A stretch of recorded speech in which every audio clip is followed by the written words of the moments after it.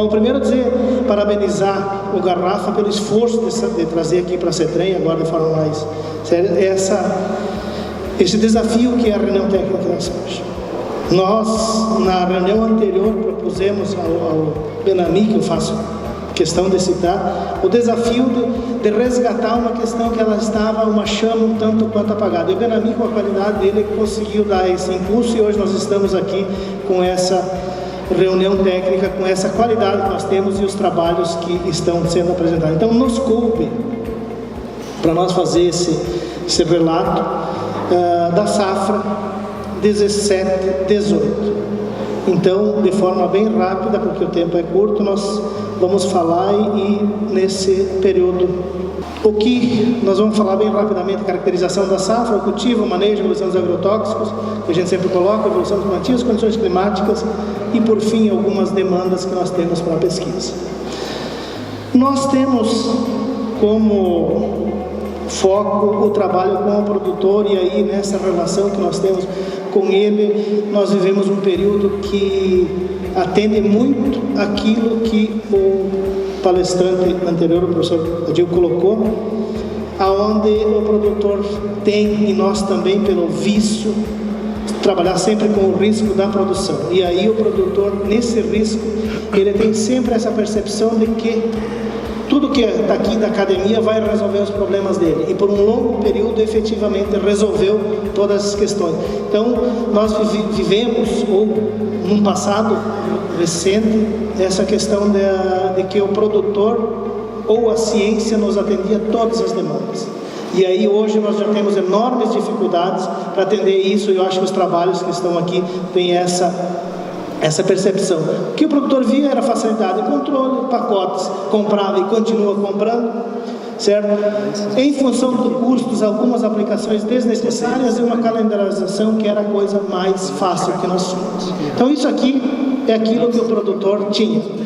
E nós colocamos isso aqui como talvez o momento que nós precisamos: ou você tem um planejamento e um profissionalismo na atividade, independente do tamanho, senão nós vamos ter dificuldades enormes, porque essa parte aqui que são feitas hoje tem muito pouco de planejamento e profissionalismo na atividade. Você tem ações para facilitar o trabalho. Isso aqui só mostra, com essa data bastante antiga aqui, 2003 a 2013, o quanto evoluiu o uso de agrotóxicos. Não que eu seja contra, a favor, mas é impactante, porque depois daqui para frente a área aumenta e você tem uma diferença menor. Esses dados aqui ficou embaixo, mas é do IBGE, da Anvisa, essas informações, tá? Então nós tivemos 127% no uso de agrotóxicos. Isso aqui, a curva dos custos acompanha essa situação. Coloco isso só para nós termos uma reflexão de ver o tipo de atividade que nós estamos fazendo. Tudo isso aumenta isso aqui porque nós temos uma remuneração nos últimos anos favorável. No Rio Grande do Sul, então, nós temos um aumento progressivo do número de aplicações, necessárias ou não, pacotes, repetindo essa questão, resistência de plantas daninhas, novas pragas, ou seja, não são novas pragas, mas pragas que eram ser consideradas secundárias, hoje são pragas principais, com dificuldade de controle muitas vezes, misturas que hoje nós já temos uma legislação que permite, mas até esse momento o produtor fazia de forma indiscriminada. A eficiência dos produtos baixando, uma grande saída para o produtor, nós vemos como o manejo da cultura como um todo e a falta de manejo, aplicação sem critério, alterações de dose e perdas na colheita. Então esses 10 itens aqui nos preocupam muito, como nós podemos intervir para mudar um pouco esse cenário de produção que nós temos. Agora vamos entrar mais na questão dessa safra, efetivamente. Isso aqui, se nós voltássemos a um ano, quando nós discutíamos essas questões, nós tínhamos o fenômeno Laninha, que era uma possibilidade, já que nós vínhamos de 4, 5 anos bons, e aí quando você fala em Laninha, tem sempre uma perspectiva equivocada, quer dizer, tendo Laninha, nós vamos ter perdas de safras, que já é decreto, e não é verdadeiro. Depois a gente vai mostrar algumas informações. Então essa falta de chuva, doenças por nós termos vindo de um ano anterior com a baixa pressão de doenças, a tendência era de que nós voltássemos a ter, e pragas também nós tínhamos uma tendência de ter essa questão. Então todas as informações que se tinha era nesse sentido, um cenário que se colocava um tanto quanto mais difícil do que a safra excepcional que nós tivemos em 16, 17. Sempre colocando que, para aqueles fatores de pragas e doenças, nós temos essa interação ambiente, patógeno, hospedeiro. Coloco isso porque logo adiante nós vamos ver que as condições ambientais que nós tivemos foram tanto quanto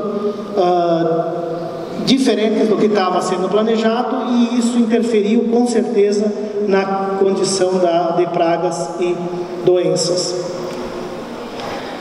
Já no mês de outubro nós tivemos um excesso de chuva, certo? Que deu uma atrasada na perspectiva que o produtor tinha, falo isso em nível geral no estado, retardando o plantio, quer dizer, o produtor teve dificuldade na germinação, uma densidade que, em função da laninha, ele já estava colocando um número de sementes num patamar acima, quer dizer, nós inclusive também fazíamos essa recomendação, quer dizer, se nós temos previsão de laninha, vamos trabalhar numa densidade um pouco maior, para que você tenha uma resposta mais adequada, para ter um crescimento. Então, todas essas questões tivemos essa dificuldade. O solo compactado que nós temos, encharcado, nós tivemos temperaturas amenas durante toda essa safra, durante a noite em alguns períodos do ano, déficit hídrico e chuvas. Tudo isso nós tivemos durante a safra, essa caracterização, quer dizer, outubro, chuva, depois novembro, nem tanto, dezembro faltou um pouco de chuva, depois ficou fresquinho à noite, daí começamos a ter algumas dificuldades nessa questão. Então, especificamente, o que nós tivemos de dificuldade nesse ano? A buva teve enormes dificuldades de controle, certo? Tanto é verdadeiro isso que no evento que foi realizado na UPF, lá em Passo Fundo, que foi o 6º, me ajuda, João? Isso, Congresso de Resistência de Plantas Daninhas, faltou espaço, e no ano anterior sobrou. Então, quer dizer, a resposta que os técnicos, os produtores buscam, ela é muito imediata. Então, nós tivemos um ano de enormes dificuldades de controle de buva, nós tivemos a azevém também aumentando bastante, corda de viola, leiteiro, cão preto e goichum com dificuldades. Então, esse ano foi um ano um tanto quanto difícil de fazer o controle dessas plantas daninhas, com grandes investimentos em herbicidas, e a dificuldade foi bastante considerável. Tanto é que esse ano a preocupação que está se tendo a respeito das plantas daninhas, ela é bastante consistente. Há uma preocupação do produtor em fazer um manejo mais adequado de inverno, que está sendo feito agora, em função da dificuldade do ano passado. Em função daquelas condições climáticas, nós tivemos nas doenças iniciais fitófora, apareceu bastante, fusária, podridão vermelho, também apareceu. Então nós tivemos em alguns locais do estado essas dificuldades. No início, nós tivemos uma tendência de ter uma ferrugem asiática, que ela iria ser bastante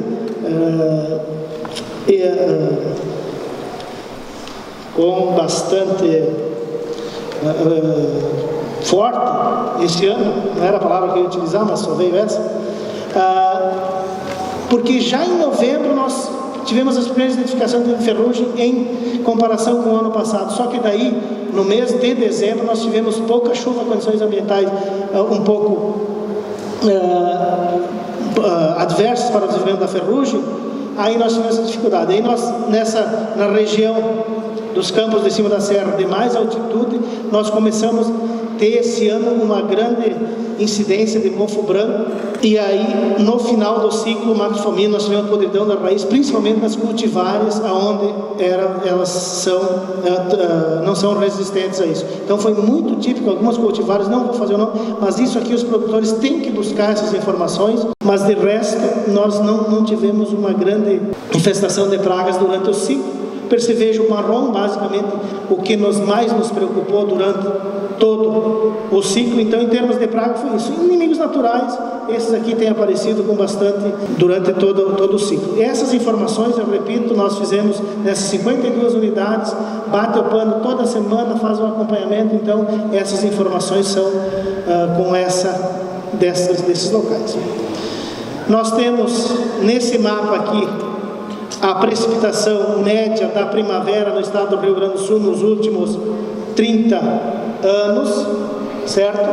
Então vocês vejam que essa região do estado tem um volume de chuva um pouco maior. Nos últimos 30 anos também o volume de chuva no estado do Rio Grande do Sul, quer dizer, metade norte e metade sul. E aí isso você começa a visualizar comparando aqui com o que aconteceu em chuva no mês quanto mais escuro é o volume de chuva maior. Esse aqui é o mês de outubro de 2017, quer dizer, um mês bastante chuvoso em todo o estado. Novembro, na metade norte, nós tivemos um volume de chuva maior do que na metade sul. Dezembro voltou a chover, mas mais para o final do mês, quer dizer, a partir do dia 20 de dezembro, nós tivemos um acúmulo maior de chuva. E no mês de janeiro, nós tivemos, então, uma distribuição bem diferente de chuva, principalmente considerando a metade norte e a metade sul. Aqui, já no mês de...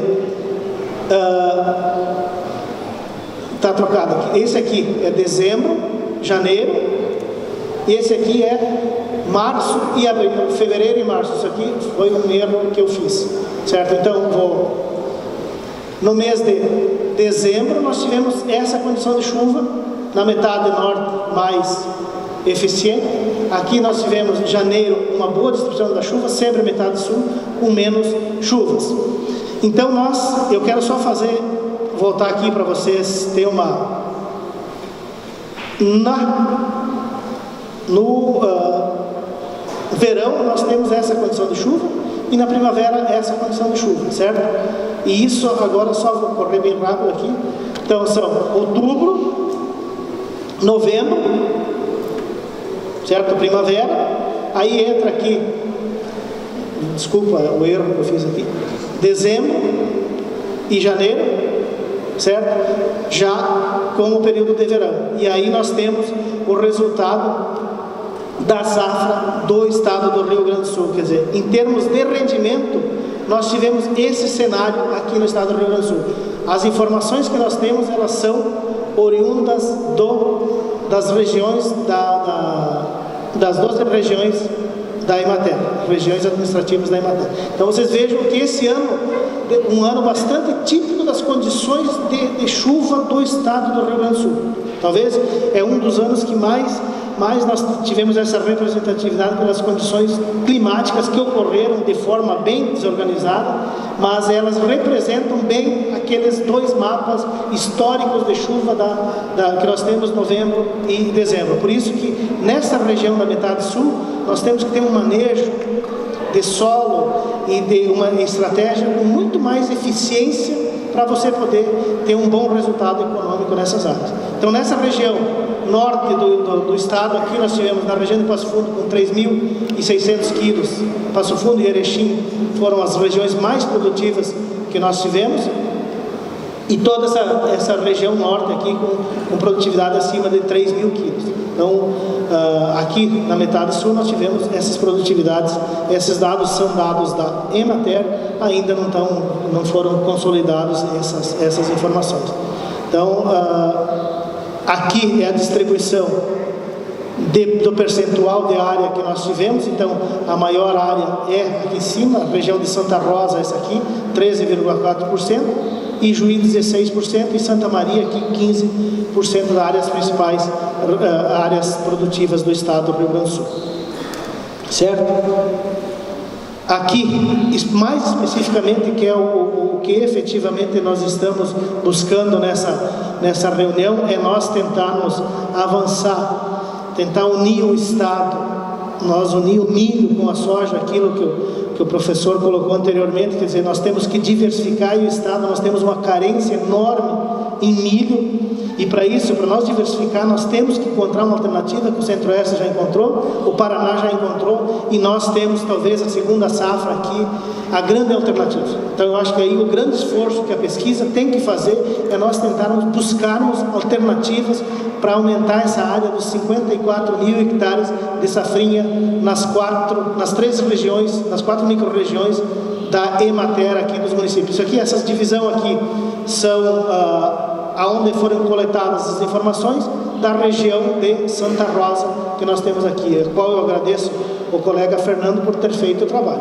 Essa informação de rolador aqui é que nós não temos informação porque o município não tem escritório da Emater.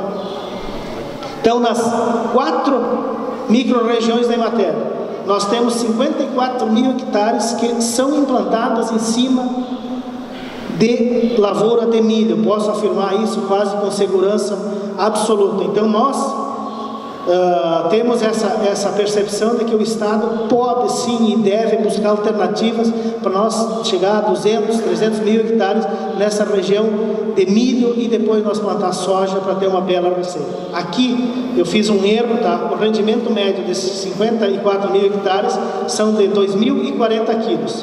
Quando o Fernando me passou essas informações, eu peguei a informação de uma micro que foi 1.992 quilos por hectare.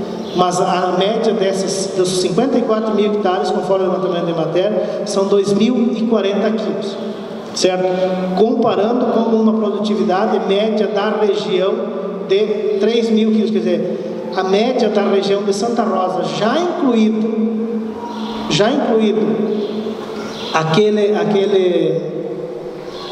os 2.000 quilos, a média é de 3.056 quilos por hectare. Não sei se me fiz entender. Soma as duas áreas, dos 724 mil hectares que nós temos na região de Santa Rosa, já estão somados 54 mil. Então nós acreditamos que tem viabilidade. O agricultor posteriormente vai fazer esse relato aqui, que é bem interessante de nós termos essa percepção. Eu acredito nisso, acho que o governo tem que nos exigir, nós, instituições de pesquisa, ensino e extensão que estão aqui, nós temos que oferecer para o Estado uma condição de que nós possamos ser autossuficientes em milho, para aí sim nós poder exportar frango, daqui a pouco exportar um produto mais elaborado. Então eu tenho assim uma necessidade comigo mesmo de estar representando a Emater, sendo responsável pela área de grãos. Eu me sinto na obrigação de nós poder contribuir com o Estado para nós fazer o Estado autossuficiente em milho, e nós temos essa região com esse objetivo. Avançando, então, nós tivemos nesta safra 5.710.000 hectares, uma produtividade média de 2.992 quilos por hectare, 17 milhões de toneladas nós tivemos. A segunda maior safra da história que nós tivemos, aqui, rapidamente, porque o meu tempo está se esgotando, é a El Niño e Laninha. Então nós não temos referência em sendo Laninha um ano bom. Esse ano que passou deu 4 quilos a mais de média por hectare, foi um ano de Laninha. Esse aqui é o ano de 2016. Na safra 2017 nós tivemos então Laninha com essa. Então nós não podemos acreditar, e aí o agricultor tem que fazer o que ele tem que fazer, é ser profissional, fazer bem feito, independente daquelas condições climáticas que são previstas por um fenômeno que ocorre, e aí não tem uma relação direta entre fenômeno climático e resultado de safra. O fenômeno climático, eu digo, é El Niño e Laninha. Tanto é que a pior safra que nós tivemos em 2005 foi um El Niño fraco. A segunda pior safra, uma Laninha fraca. Então nós não podemos induzir o produtor a decretar que Laninha é seca, El Niño é safra cheia. Então isso nos preocupa muito. Aqui, de forma bem rápida também, o crescimento que nós temos tido nos últimos, desde a safra 2013 até a safra 2017, é extremamente significativo para o Estado. Quer dizer, a exceção da safra 2012, nós tivemos, desde as últimas 10 safras, foram extremamente favoráveis ao produtor. Quer dizer, e aí nós tivemos safras boas, com preços bons, e muitas vezes o produtor perdeu um bom período disso em não colocando as questões econômicas em dia. Então eu acho que, por isso que a gente fala em profissionalismo, muitas vezes você vê numa Expo Direto, que é onde você poderia buscar toda uma gama de informações de cultivares, de produtos, e você vê só gente tirando fotografia com máquinas e lá muitas vezes não fazendo aquilo que nós gostaríamos que ele estivesse buscando as informações necessárias. Então, aquilo que o professor colocou na resposta que ele fez, de que nós temos um ciclo, e o nosso ciclo está longo, extremamente favorável. Então eu gostaria que os produtores, nós temos que fazer muito bem para quando nós tivermos algumas dificuldades, como ocorreu aqui em 2012, aqui foram de produção, poderá ser de preço. Então o produtor tem que se profissionalizar cada vez mais para poder não correr esses riscos. Concluindo, o que nós gostaríamos, assim, o produtor fazer uma gestão econômica da propriedade de forma efetiva, certo? Na questão solos, não é porque tem o meu colega Streck aqui que faz esse trabalho, mas está aqui conosco, mas é uma questão fundamental que você vê aí, nós estávamos em Santa Maria ontem vindo, você tem uma relação, integração lavoura-pecuária, mas só que tem que ser um X ali, a integração lavoura versus pecuária, porque não tem você não vê palha nenhuma, você não vê cobertura nenhuma em muitas áreas. Então eu acho que nós temos que evoluir muito e nós estamos dentro de um período favorável ainda, mas nós temos que ser muito rápidos para que nós possamos nos consolidar como produtores e ter rentabilidade na atividade. Então, manejo integrado de pragas e doenças na soja, uso de inseticidas, herbicidas seletivos, uso de agentes biológicos. Eu acho que a pesquisa deveria evoluir para isso. Sugestão para a pesquisa. Uma questão que nos preocupa muito é a questão da tecnologia de aplicação. Hoje nós vivemos num mundo rural contra o urbano, quer dizer, uma acusação do público urbano de que nós estamos aplicando de forma desnecessária, de forma abusiva muitas vezes, e muitas vezes o que falta é nós transferir e levar conhecimento sobre, principalmente isso aqui, o uso adequado das tecnologias de aplicação. Claro que nós deixamos um flanco aberto quando você está em dezembro, às 3 horas da tarde, andando pelo Rio Grande do Sul, você vê um pulverizador andando para cima e para baixo, com temperatura 35, 40 graus, vento de não sei quantos quilômetros por hora. Então nós como produtores e como técnicos, não estamos conseguindo dialogar com o produtor para que ele incorpore as boas práticas de produção, principalmente nessa questão, para nós não ficarmos tão vulneráveis quando nós somos indagados ou provocados, ou qualquer outro adjetivo que queiram dar, por um público urbano que acha que às vezes o produtor está fazendo uma aplicação porque ele é simpático ao uso de veneno, e nós sabemos que ninguém quer isso. Agora nós temos que ter argumento e tecnologias que sejam eficientes para isso. O que nós não queremos é ver isso aqui, em homenagem ao Streck, meu colega, e ao Streck, o Nereu, nós queremos ver um trabalho com esse sentido, fazer um plantio de soja nestas condições. Obrigado, desculpa por ter avançado ao tempo.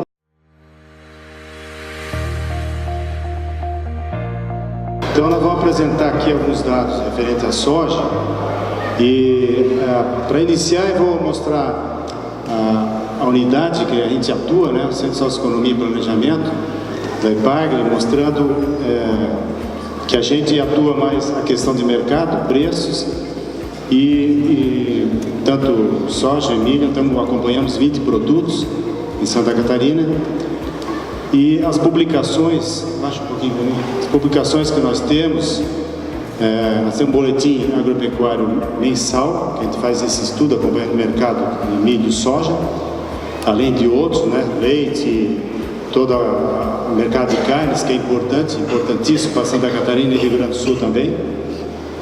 E também temos acompanhamento do mercado Ceasa, hortifruti, que nós estamos tentando dar um foco nesse mercado, que está em expansão. Os números da agropecuária catarinense, resumo, e a síntese anual da agricultura Santa Catarina, que nós temos acompanhado, isso é anual, onde reporta o VBP, valor bruto de produção, de vários produtos e acompanhamento da importância das cadeias produtivas. Então agora eu vou na apresentação dizer que eu vou focar um pouco mais, obviamente, em soja, né?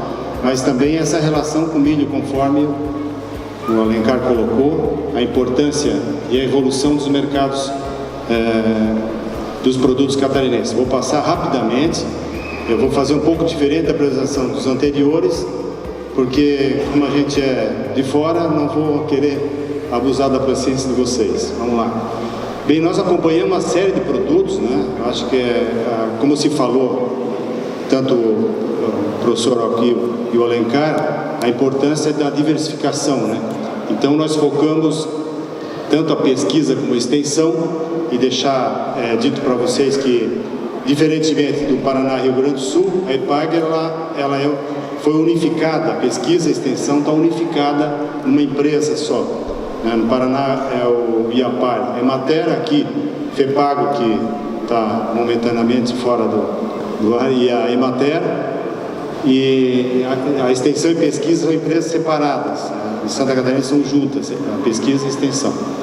Então, esses produtos que a gente acompanha, banana tem uma importância no litoral, né? A gente chega a exportar para a Argentina, maçã, Rio Grande do Sul e Santa Catarina são os maiores produtores.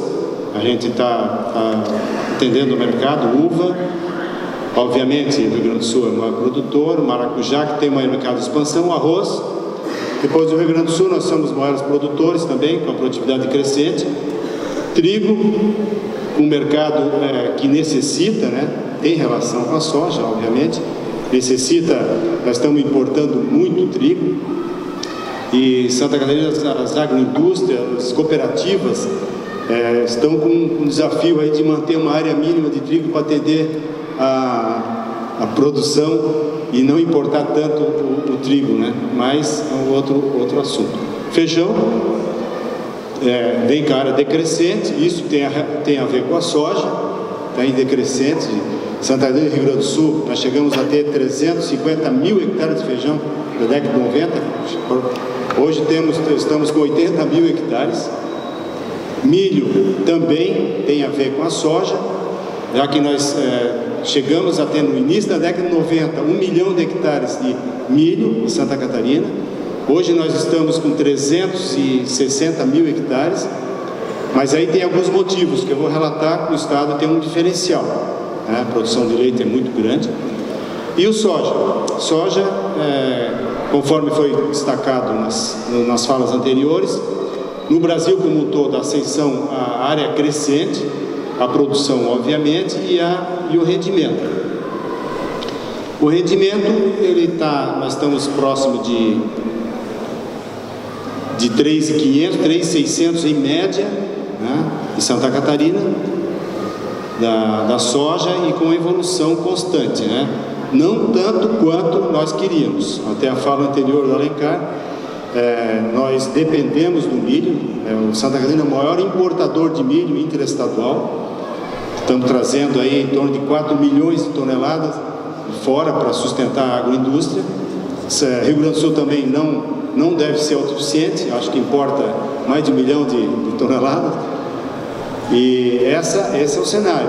Nós produzimos em 16, 17, 3,5 milhões de toneladas de milho, importamos outros 3. Essa safra agora diminuiu a área em torno de 12% a 15%, 12% e a produção em torno de 20%. Vamos ter que importar 4 milhões de toneladas, essa em 2018.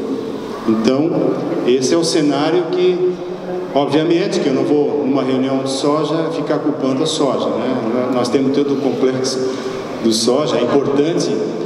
Chega a ser a terceira, quarta pauta de exportação de Santa Catarina, depois de suínos, aves, fumo às vezes, e tem outros produtos. Chegou a ser a segunda pauta, terceira, incrível, né? No estado pequeno como Santa Catarina, chega a ser a segunda pauta de exportação, ou terceira.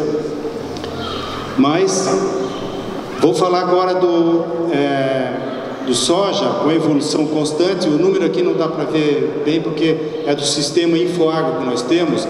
É difícil abrir online, que seria mais importante, mas a internet precisa de uma capacidade maior. A gente vê a evolução aqui, a primeira parte é a evolução da área cultivada, né? Estamos com próximo de 700 mil hectares cultivados, com a evolução, com a média a taxa de crescimento entre 4% e 5% ao ano, essa taxa de crescimento de soja é bastante grande, né? Com o rendimento alcançando 3.400, chegou a 3.600, 16, 17, agora fechando essa safra 17, 18, em 3.400. Por que diminuiu a produtividade? Aí a questões, o doutor Alquil colocou essa questão que nós debatemos muito, a questão técnica e falta comercial, mas tem muitos temas técnicos que nós temos que resolver, e foi exatamente nas regiões de Campos Novos, aqui também aconteceu, o Alencar relatou, a incidência do mofo branco foi muito forte. Região de Campos Novos, região norte do estado de Canoinhas, que tem uma expansão de área cultivada. Isso porque nós estamos com questão de falta de rotação de cultura, algumas safras onde tem chuvas mais intensas, precipitação, e essa queda de rendimento de 3.600 para 3.440 foi muito por incidência de doenças, e a pauta e o custo de produção de soja vem aumentando, segundo dados do CPE, da Exalc, vem aumentando consideravelmente, e o item pauta que mais tem crescido são os fungicidas. Então, é um alerta para o sistema produtivo, os técnicos, né? A gente que atua tecnicamente, tanto o Rio Grande do Sul como Santa Catarina, a questão da rotação, isso é um tema que nós temos que, tanto a extensão rural como pesquisa, nós temos que se dedicar a orientar, a termos pelo menos uma parte da lavoura em rotação. Aqui é a questão do milho, né? Milho grão, que está crescendo também, quer dizer, ao contrário do soja, diminuindo a área de cultivo, né? 307 mil hectares, mas o milho, ainda bem que nós estamos com rendimento, chegou a 8.400, agora estamos com 8.20, primeira safra, 8 toneladas por hectare. Alguns anos Santa Catarina está alcançando a maior produtividade do Brasil. Nós somos pequenos, mas tem que produzir bem por hectare, senão... aqui, milho safrinha também, quase insignificante, 16, 20 mil hectares, como o Rio Grande do Sul. Nós temos o Vale do Uruguai, na região de, até o colega Poleto está aqui, Álvaro Poleto, que é extensionista na região de Palmitos, Caibi. No Vale do Uruguai, que é significativo a produção de milho segunda safra, e a região sul do estado, o litoral, onde tem muita cultura do fumo, pós-fumo. Então, essa área daria para expandir, principalmente a área do fumo, mas como incentivar, né, com políticas públicas. O Estado de Santa Catarina, a Secretaria, tem um programa da Terra Boa, que se chama, distribui do sistema troca 200 mil sacas de milho para incentivar o cultivo do cereal no estado. Mas isso não está sendo suficiente para segurar a área de milho está decaindo. Somando, no entanto, o que justifica também a diminuição da área de milho é a questão do milho forrageiro, milho silagem. Nós estamos com mais de 200 mil hectares de milho silagem. Depois de Minas Gerais, Santa Catarina, dos que tem maior área cultivada em Rio Grande do Sul, por causa da pecuária leiteira. Estamos com uma área enorme, muito grande de milho forrageiro. Nesse momento, lá na IPAGRE, está o pessoal da USDA, do SDA, procurando informações do grande crescimento do milho forrageiro no Brasil. Eles devem ir no Rio Grande do Sul. Nesse momento, eu recebi um WhatsApp da nossa chefia lá, eles estão procurando essa informação. E, obviamente, que o programa que a Secretaria mantém, grande parte desse milho, desse grão, dessa semente, vai para milho silagem, principalmente na região oeste, região de Chapecó, São Miguel do Oeste, que concentra aí 50% da produção leiteira de Santa Catarina, que já está chegando, já está alcançando a quarta maior produção do Brasil de leite. quarto maior produtor de leite do Brasil, incrível que pareça, no estado que tem 1% do território brasileiro. Então, isso também justifica a questão somando milho, primeira safra, milho, segunda safra, milho e silagem, nós estamos com 547 mil hectares. Então, essa também é um dos motivos que o soja vem, não apenas, né, o milho está perdendo área para o soja, né, conforme eu coloquei, que vem com uma expansão muito forte, mas também perdendo área para milho e silagem. Só para focar também no outro aspecto da pecuária leiteira, acho que tem a ver com essa conjuntura dos sistemas de produção. O leite, né, Santa Catarina é o quarto maior produtor nacional de leite, teve um avanço muito grande.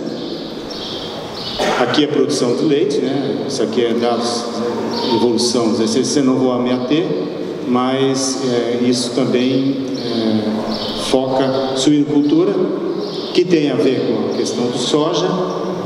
Estamos ainda em expansão, aumentando a questão do frango, que está na nossa pauta, bovinos, uma contribuição significativa, e a participação geral do Estado de Santa Catarina.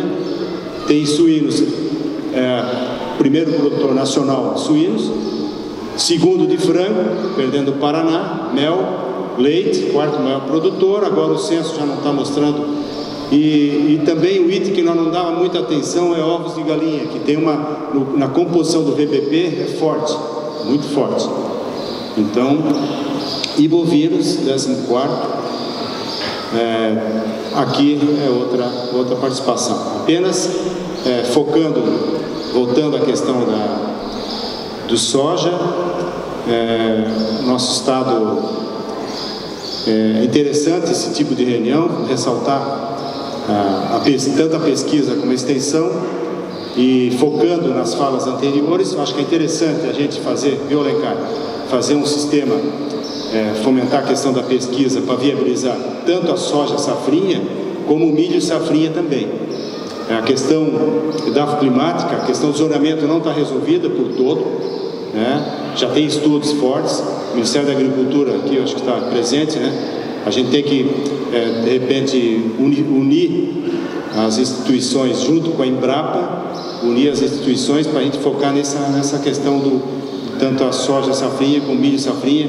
Tem alguns estudos já, Santa Catarina tem algumas regiões que é possível, né, até 500 metros de altitude, tanto o milho safrinha, porque já que nós queremos apoiar a questão da autossuficiência, que para nós é muito difícil alcançar a autossuficiência de milho, mas pelo menos viabilizar a soja safrinha em algumas regiões após o milho, né, obviamente, ou principalmente após o milho silagem.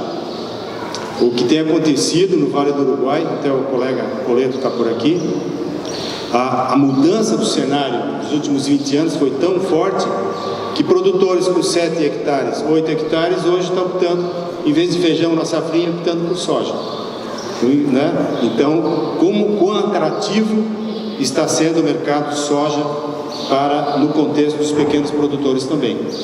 Isto em toda a cadeia produtiva é significativo, mas nos traz um alerta, né? Conforme foi colocado aqui, até quando a expansão do mercado de soja vai afetar o mercado de alimentos no sul do Brasil, em especial nas pequenas propriedades, Santa Catarina, Rio Grande do Sul, Paraná, que tem um contexto muito diferenciado do centro-oeste, e nós precisamos também verificar essa questão técnica, a questão da rotação. Nós estamos com problemas, né? O Rio Grande do Sul é presente essa questão da rotação. É atrativo o soja no contexto, a questão de preço está pesando, ainda mais agora, o dólar chegando a 3,90, ontem, hoje, 3,90. Aí no momento da decisão, que é julho, o agricultor já fica pesando, acaba aumentando a área de soja ano a ano. É o 12º ano de aumento consecutivo no Brasil, no Rio Grande do Sul não deve ser diferente, consecutivo da área de soja no Brasil.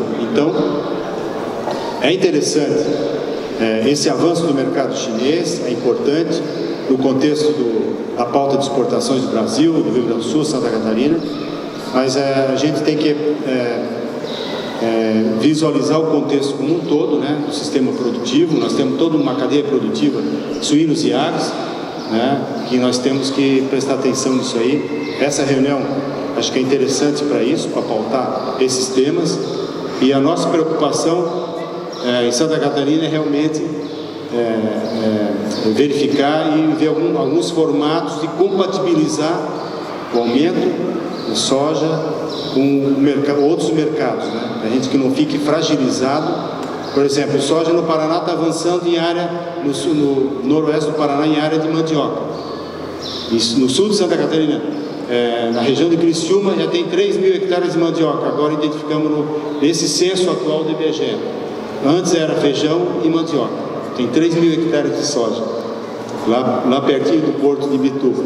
Então, esse cenário está mudando rapidamente. Nós, da extensão e da pesquisa, nós temos que observar essa evolução constante, para que a gente não seja surpreendido aí com um aumento abrupto dos mercados e a nossa dependência de milho. Hoje, no Mato Grosso, o milho custa R$21. Para trazer o milho do Mato Grosso até aqui no Rio Grande do Sul, Santa Catarina, mais R$20 de frete. Chega aqui a R$45. Né? Então, com a questão do frete do movimento dos caminhoneiros, nos deu outro cenário. Né?